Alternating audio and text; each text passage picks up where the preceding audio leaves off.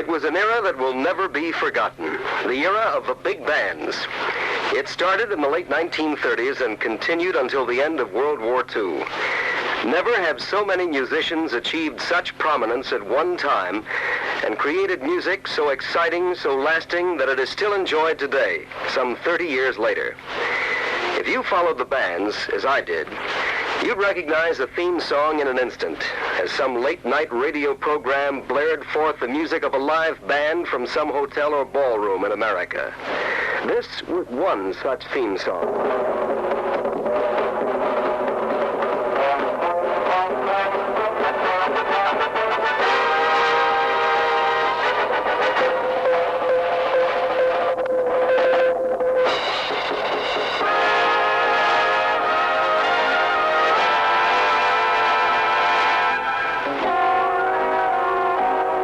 Of Gene Krupa, one of the greatest drummers of all time, who earned for himself a permanent niche in the Big Band Hall of Fame.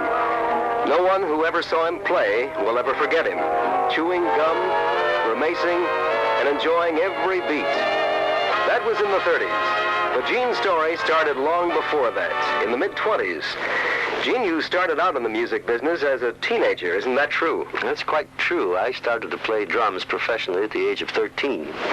Wait. This is really fantastic. And that goes back a few years. I would say so. You were recording in the late 20s with a lot of groups, weren't you? That's right. And you were out of Chicago? I was out of Chicago. I came east with a band that, of course, is very famous in jazz circles. Still is. That would be Eddie Condon Chicagoans. Yeah.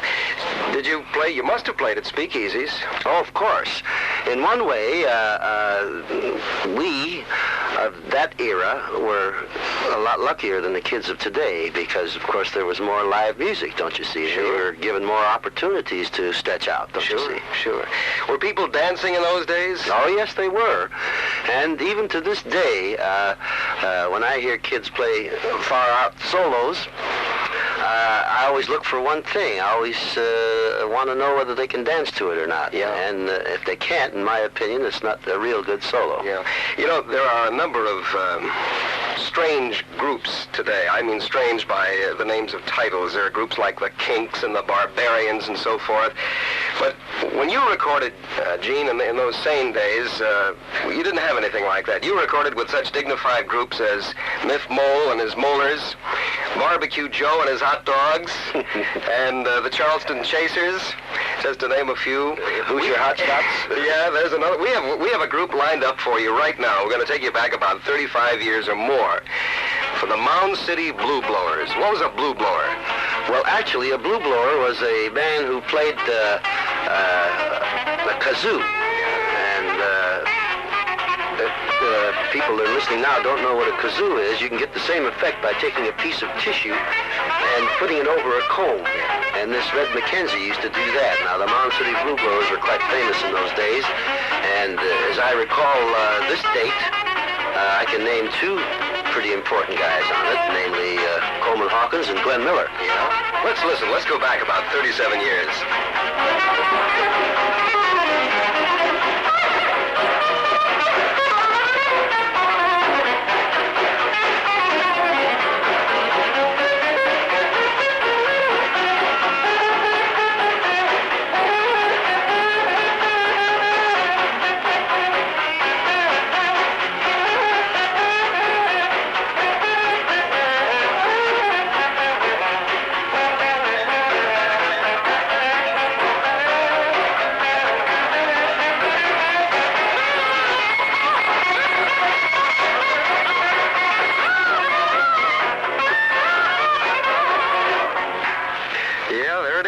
Do you remember it, Gene? Yes, of course I do, Dick. And what is unique on that record, apart from, of course, Coleman Hawkins' fine work, is the fact that Glenn Miller plays that trombone solo. Now, in all of Glenn's band days, and as famous as he became, he very rarely, if ever, took a solo. He was what is known as a section man. Yeah. But on this particular date, he was the only trombone on it, so he had to play a solo.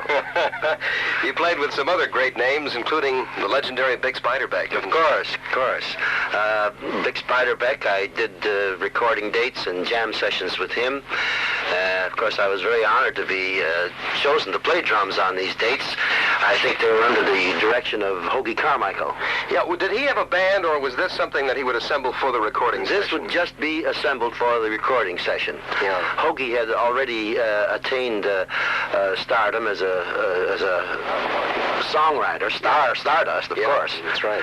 And it would be his big kick. He was primarily, and is still to this day, a real dyed-in-the-wool jazz man. Yeah. Every once in a while he gets on that piano and lets himself go. Uh-huh. And this is one of the times, if we can bring back that Hoagie Carmichael orchestra with Bix Beiderbecke on trumpet. I think Jimmy Dorsey was in this session. Yes. And Gene Krupa on drums.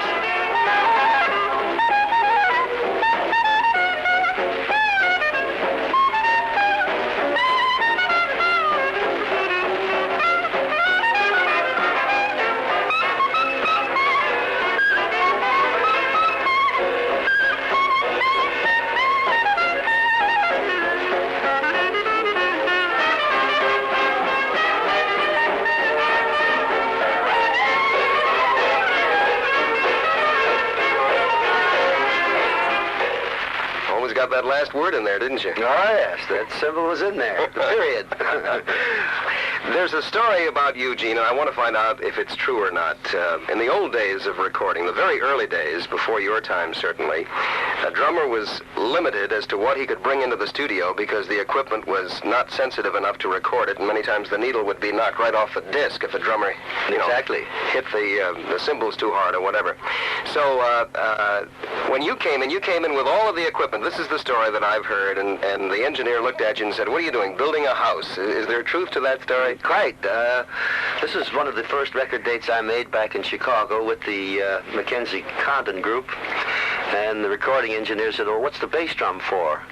And actually, at the time, and for a long time after that, I thought that I was the first guy to be allowed to use a bass drum on a record date. But after doing a little research a little later on, matter of fact, quite recently, I discovered that Baby Dots, of course, one of the greatest exponents of ragtime drumming that the world has ever known, was actually the first man to use a bass drum on the date. I was not, but I was allowed to use it nevertheless, which was a feather in my cap. Oh, I would say so. When did he first use it? Was it before the era of electrical recording? Or? Yes, it was. I think Baby Dots used a bass drum maybe about a year before I did. Yeah. Well, this is nevertheless, it's great to hear some of these stories confirmed from the person who originated them, and I think it's quite exciting. We just lost recently, of course, Red Nichols, and you played with his group. Oh, yes. I look back to the Red Nichols days very, very fondly because I gained so much musical experience. During my apprenticeship with Red, I played with such greats as, well, let's take a trombone section, first of all. In that trombone section, we had Glenn Miller, Jack Teagarden, Miff Mole, and Tommy Dorsey. And just a few of his reed men were Benny Goodman and Jimmy Dorsey. And Charlie Teagarden was in that band, and Bunny Berrigan was in that band. And we did mostly musical comedies. And you mentioned some of the names a while ago. Actually, Red Nichols headed up a lot of these dates. And there were a lot of independent record companies. So he had to use a different name for each record company. In other words, on one date we'd be the Hoosier Hot Shots, and on the next date we'd be the Rhythm Kings, and so on. Yeah. I can understand why that would be, too, with contracts with different record companies involved. Let's listen to a bit of Indiana, Red Nichols.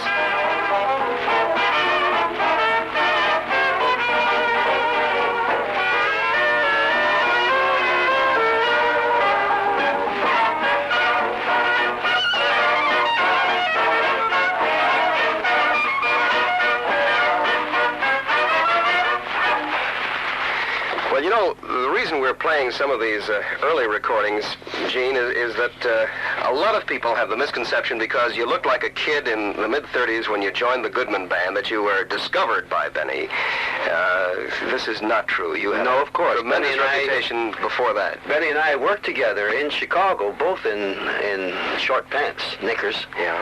And I can remember playing jobs where Benny's father would come to get him at 11 o'clock. And, of course, the band would fall to pieces because his father wouldn't let him play after 11 o'clock at night.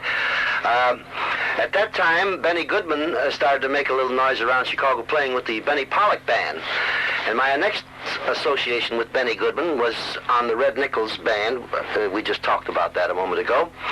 And then Benny Goodman became a sort of a concert master, if you could have one, in the jazz orchestra, and formed a band for Russ Colombo. He was the man that organized that band, and I suspect that was the first time Benny discovered that he wanted to become a leader. He liked rehearsing this band and everything else.